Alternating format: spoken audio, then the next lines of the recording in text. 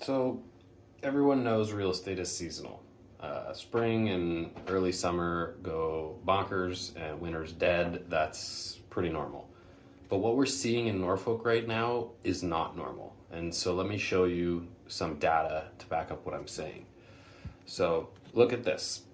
April, May, June, they historically crush it. There's 100 to 130 homes that sell on average. March is kind of the kickoff, usually 85 to 110 sales. The market is waking up.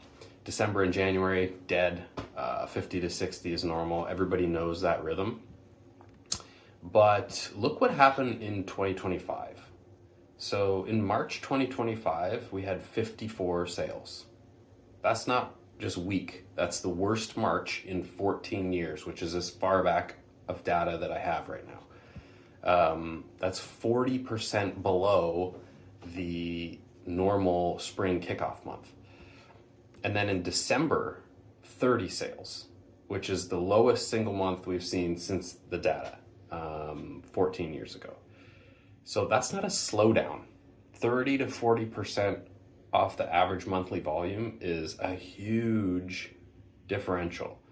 And so what's the key here? Well, real estate is cyclical. It always has been. And we had this massive boom in 2021, and now we're in this painful correction phase. Seasonality hasn't gone away. There's still the seasonality, but spring used to be a strong market. And so when it's weak, it tells us that demand is soft or delayed.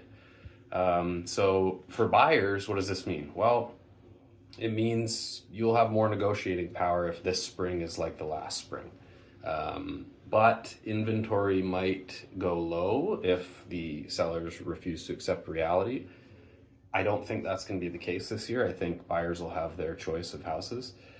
What does this mean for sellers? Well, if you're waiting for the spring magic to come bail you out, it might not show up this year based on the December that we just had. Long term, Norfolk is still a great place to live. It will have a vibrant market, but we are in this painful piece right now. And we're going to see what happens this spring. Take care.